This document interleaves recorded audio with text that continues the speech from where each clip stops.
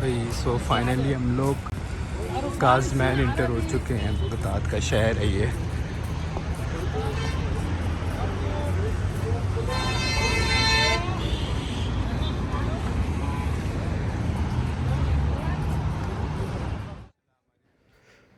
अस्सलाम वालेकुम, यह है इमाम काज़मैन। ये दादे और पोते का रोज़ा है, इमाम जवाद अलैहिस्सलाम और इमाम मूसा काज़िम अलैहिस्सलाम का। अभी बस होटल ले लिया है एंड ऊपर जाते हैं, आराम करते हैं एंड कल कंटिन्यू करेंगे बकाया व्लॉग। वालेकुम, क्या हाल चाल है, कैसी तबीयत है? उम्मीद करता हूँ कि आप सब लोग खैरियत से हैं। एंड काज़मैन रात को पहुंच गए थे लेकिन हिम्मत नहीं थी, सो इसलिए आज तो व्लॉग वहीं पे बंद कर दिया था। तो अभी आज सुबह स्टार्ट किया है। अभी काज़मैन की ज़ियारत के लिए जा रहे हैं। ठीक है, होटल में रात को आए थे तो बड़ी बस हो गई थी, थक गए हुए थे, सांस तक लेने की हिम्मत नहीं थी। माशाल्लाह से अभी अंदर जा रहे हैं ज़ियारत के लिए। एंड अगर इधर भी अंदर कैमरा अलाउड हुआ या मोबाइल अलाउड हुआ तो फिर बाकी का शूट करेंगे। यार इधर तो कैमरा या मोबाइल अलाउड नहीं है, तो भी हम अमानत में रखवा के अंदर जाते हैं। कर रहे हैं अभी अंदर मोबाइल लेकर जाना अलाउड नहीं था, ना ही कोई कैमरा कुछ भी। वैसे भी अलाउड नहीं होता, लेकिन पता नहीं इस बार करबला में और नजफ़ में लेकर जाने दिया था, लेकिन यहाँ पर अलाउड नहीं है। ये मेरे पीछे बाज़ार है, मैं दिखाता हूँ अभी आप लोगों को क्लियरली। ये बाज़ार है बिल्कुल इमाम के हरम के बाहर, और मतलब रहने के होटल हैं, खाने पीने की जगहें हैं, मतलब पूरा बाज़ार टाइप है। यहाँ से आप जो भी छोटी मोटी चीज़ें लेनी होती वो ले सकते हैं, तस्बीहां कुछ भी। ये कैसे इराक़ी कबाब है। और यार ये आप यकीन नहीं करेंगे, ये 3 दिन बाद पहला खाना है जो हम खुद ख़रीद के खा रहे हैं। 3 दिन से हर जगह मौक़अप और इतना कुछ था ना माशाल्लाह से, ये मौका ही नहीं मिला किसी भी चीज़ का ख़रीदने का, वैसे ही फुल रहते थे पूरा दिन। यार काज़मैन की ज़ियारत वगैरह सारा कुछ कंप्लीट हो चुका है। अभी इंशाल्लाह निकल रहे हैं हम सामरा के लिए। ठीक है, एंड फिर बाकी का व्लॉग वहाँ पर जाकर शूट करेंगे। And please do like and subscribe, and जिन्होंने किया हुआ उनका बहुत बहुत शुक्रिया। एंड मज़ा आ रहा होगा आप लोगों को इस सफ़र का। तो हम लोग निकल चुके हैं अभी ज़ियारत के लिए। पहले तो हमने सामरा जाना था, लेकिन फिर हमने सोचा कि पहले सैयद मोहम्मद की ज़ियारत करते हैं एंड फिर सामरा चलते हैं, क्योंकि सैयद मोहम्मद का रोज़ा पहले आता है ना। आ गए हैं।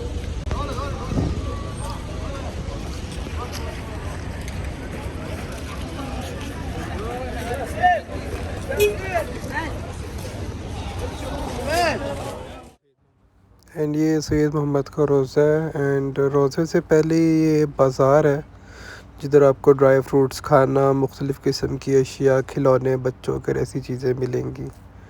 एंड ये रोज़ा है, आप देख सकते हैं कि इसकी काफ़ी हालत बिगड़ी हुई है due to war and this things. तो इधर कंस्ट्रक्शन भी चल रही है एंड ये चीज़ें भी चल रही हैं साथ साथ। अभी इंशाल्लाह अंदर जा रहे हैं, तो अंदर जाके आपको अंदर से टूर करवाते हैं मुकम्मल।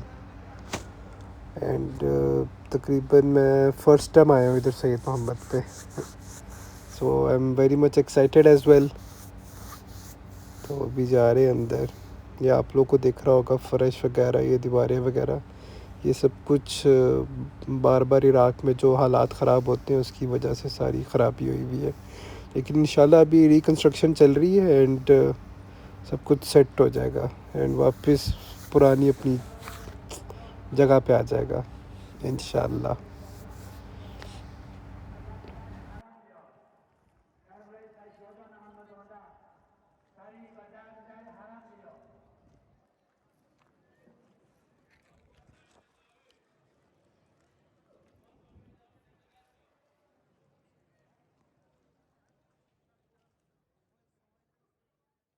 रोज़ा सैयद मोहम्मद, ये सैयद मोहम्मद का रोज़ा है, ज़री मुबारक है। सैयद मोहम्मद इनका मुकाम इसलिए बुलंद है कि इन्होंने भी वक्त पे इमाम बनना था, लेकिन वक्त से पहले इनकी शहादत हो गई थी। इनके भाई भी इमाम हैं, इनके वालिद भी इमाम हैं। एंड काफ़ी खूबसूरत किस्म का काम है वैसे इनके ऊपर।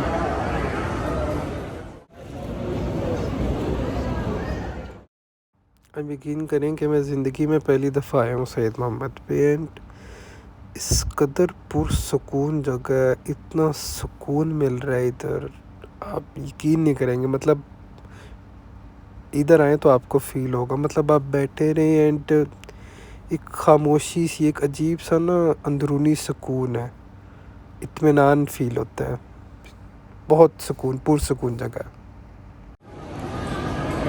ये सामरा। और काज़मैन तो मैं पहले भी गया हूँ, आज से 14 साल पहले उधर गया था। काज़मैन की तो हमने माशाल्लाह से ज़ियारत कर ली है, अभी सामरा भी जाएंगे, वो भी इंशाल्लाह वैसे ही होगा। लेकिन सैयद मोहम्मद फ़र्स्ट टाइम था एंड बड़ा ज़बरदस्त एक्सपीरियंस था। जगह को सबद जेल भी कहा जाता है।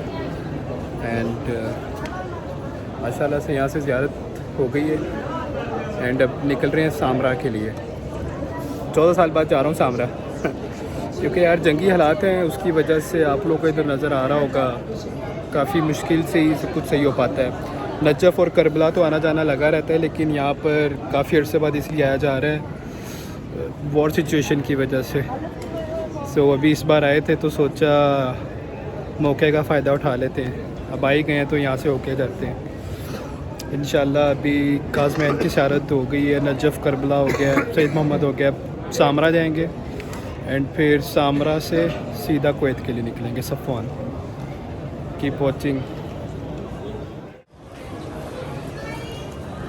ये एंट्रेंस है सैयद मोहम्मद।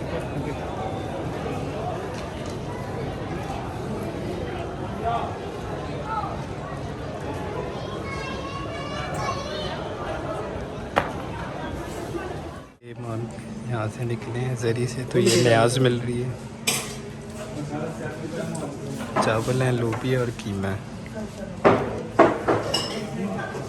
ये जिधर आके आप लोग रेस्ट कर सकते हैं एंड वहाँ से अंदर जाके वॉशरूम यूज़ कर सकते हैं, खाना खा सकते हैं।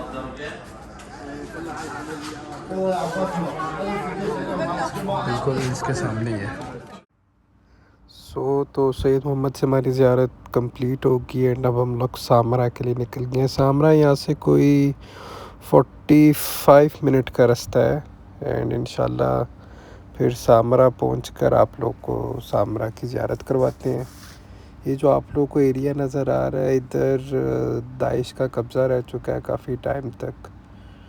एंड उस आगे वाली साइड पे दाइश वगैरह रहती थी, अब तो ख़त्म हो गया, काफ़ी हद तक क्लियर हो गया, हर चीज़ सेट हो गई है। एंड वही रास्ता आगे तुर्की के बॉर्डर को भी जाता है।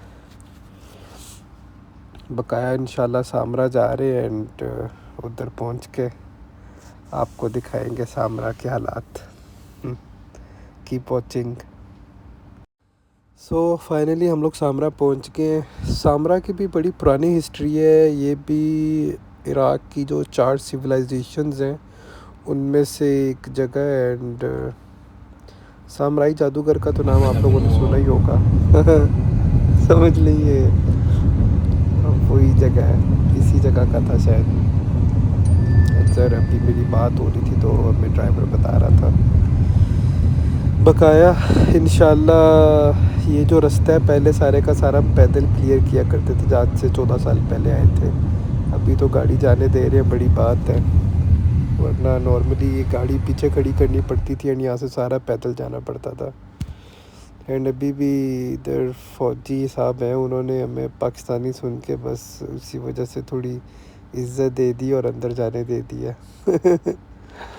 अभी इंशाल्लाह गाड़ी ज़रा इधर साइड पे गिराज है, इसमें पार्क करते हैं और फिर हम लोग अंदर रोज़े पे ज़ियारत के लिए जाते हैं। सो कीप वॉचिंग, देखते रहे।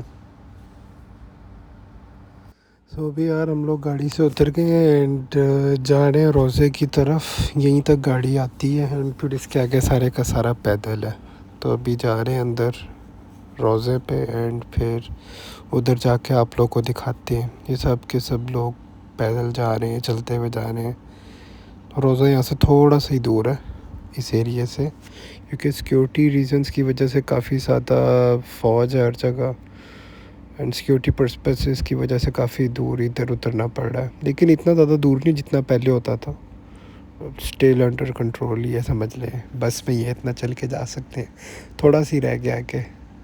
बस अभी इंशाल्लाह अंदर जाते हैं, तो अंदर जाकर आपको फिर ज़ियारत करवाते हैं इंशाल्लाह। अगर अंदर जाने दिया मोबाइल या कैमरा तो आपको अंदर से भी ज़ियारत करवाएंगे, क्योंकि नॉर्मली मना होता है, तो कहीं बाहर ही ना रखवा दें। अस्सलाम वालेकुम। इधर इमाम हसन अस्करी सलाम है और इमाम तकी अलैहिस्सलाम, दो इमाम इस रोज़े मुबारक में, प्लस इमाम ज़माना जो 12वें इमाम है, उनकी ग़ैबगाह भी इधर ही है, उनकी वालदा की भी कब्र इधर ही है, एंड बीबी हकीमा की भी कब्र इधर ही है।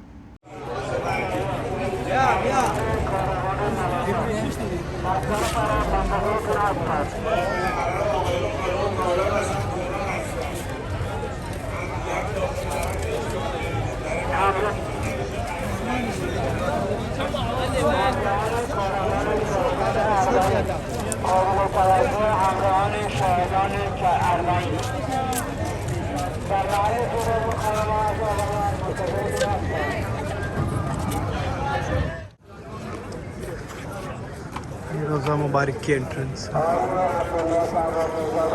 अस्सलाम वालेकुम अस्करी।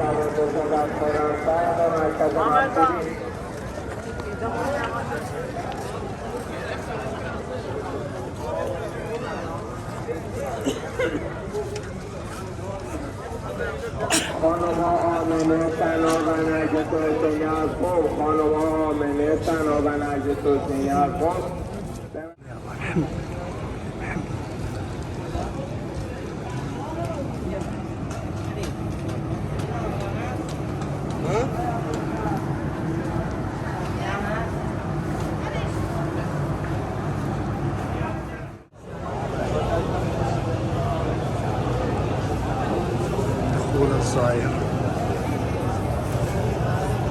इधरों दी एंटर होना है।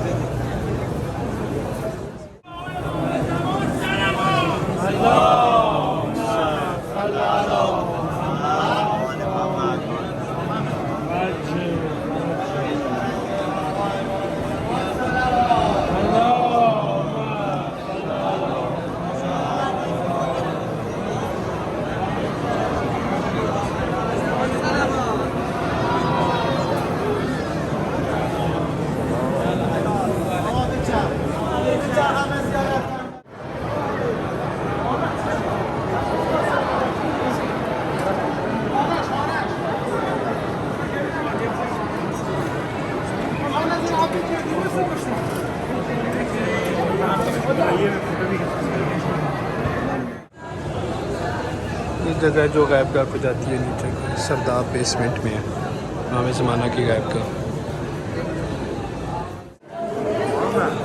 ये बेसमेंट में है।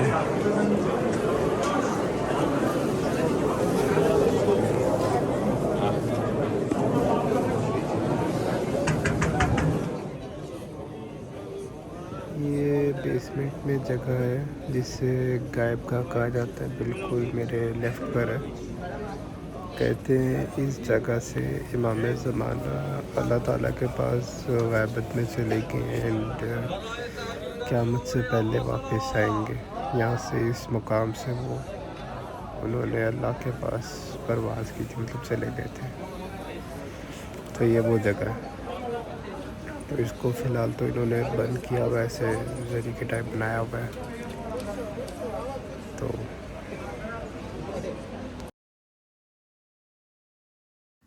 ये अभी यार इन्होंने बंद कर दिया, शीशा लगा दिया, नहीं तो पहले ये ना ओपन हुआ करता था, एंड 14 साल पहले जब इधर आए थे तो इधर चले जाते थे। इसे इमाम ज़माना का घर था इधर। सामरा की भी ज़ियारत मुकम्मल हो गई है, एंड अब हम लोग जा रहे हैं मस्जिद बरासा की तरफ, एंड फिर वहाँ से सीधा कुवैत रवानगी है। तो मस्जिद बरासा पहुँच कर फिर आप लोग को दिखाते हैं। यह मस्जिद बरासा लकीली मिल गया, खुल गई है। वैसे तो मगरिब के टाइम पे हमने पहुंचना था, लेकिन पहुंचते पहुंचते 8:30 हो गए। शुक्र है बंद नहीं हुई। एंड इसमें इंशाल्लाह मगरिबैन पढ़ते हैं, ठीक है। एंड फिर उस कुएं की ज़ियारत करवाते हैं आपको, जिसमें मौला अली सलाम ने जिन भगाए थे। एंड हज़रत ईसा का भी बहुत टाइम गुजरा यहाँ पर। बहुत ही कदीमी मस्जिद है।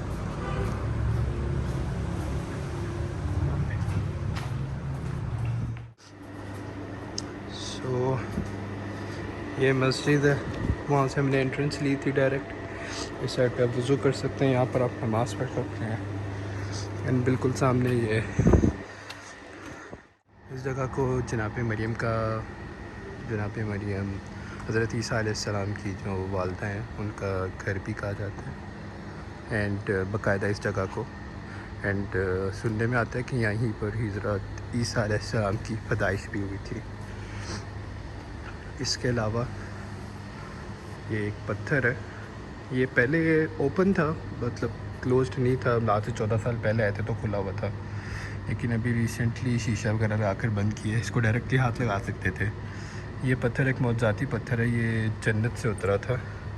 एंड ये हज़रत ईसा से पत्थर हम कलाम होता था, उनसे बात करता था। बकाया अंदर अभी आपको कुएं की ज़ियारत करवाते हैं इंशाल्लाह। एंट्रेंस है। ये भाई भी अपना व्लॉग बना रहे हैं।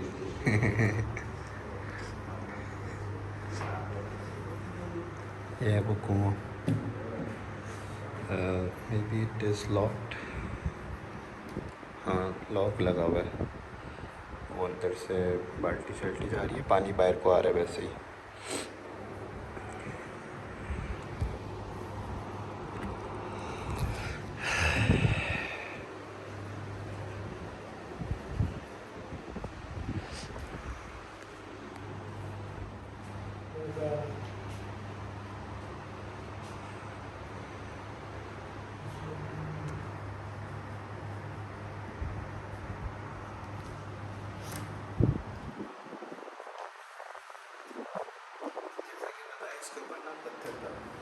तो हज़रत इमाम अली इस्लाम ने इसको हटाया था, इस पर जिन्नात का कब्ज़ा था।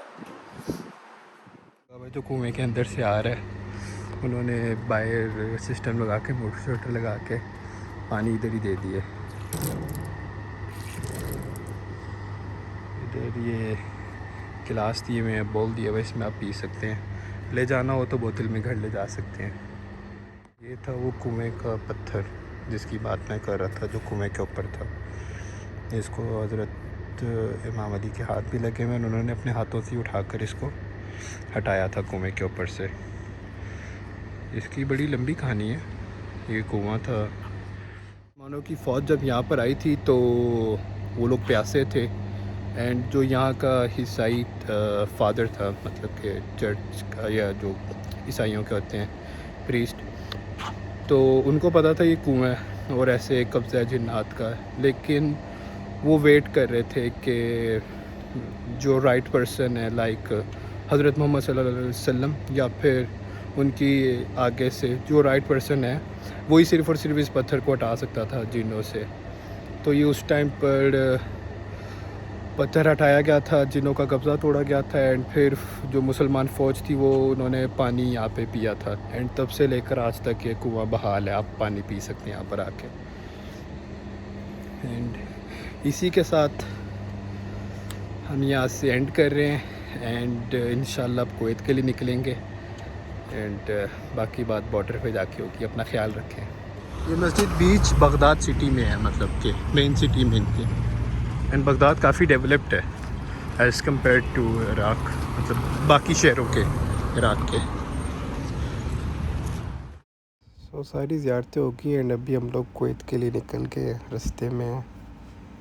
एंड रास्ते में यार ये एक छोटा सा एक्सीडेंट होया हुआ है। दूर से तो लग रहा है जैसे गाड़ी को आग लगी हुई और गाड़ी आगे चलती जा रही है। तो देखते हैं क्या हुआ। गाड़ियाँ वैसे ट्रैफिक जैम हुई हुई है। मैं सोच रहा हूँ उतर के देख के आते हैं क्या सीन है। यहाँ से तो लग रहा है कि काफ़ी बड़ी आग लगी हुई है रोड पे। जिसकी वजह से सारी की सारी ट्रैफिक जैम हो गई और आगे कोई जा भी नहीं रहा है। कि लोग जाते हैं, एक तो काफ़ी स्पीड में, हमारा वाला ड्राइवर साहब भी 160-180 पे आ रहे थे। फिर ऐसे हादसे तो हो जाते हैं ना, एहतियात करनी चाहिए।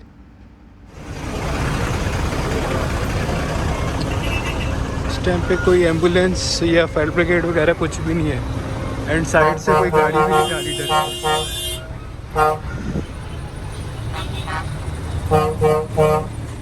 ये तो ट्रॉले है और एक गाड़ी है छोटी को।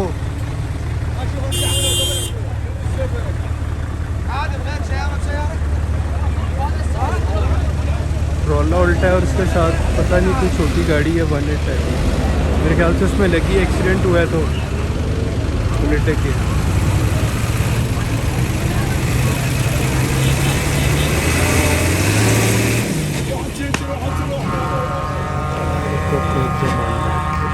ऐसी सिचुएशंस में यार हर एक को ख्याल करना चाहिए, हो जाना चाहिए।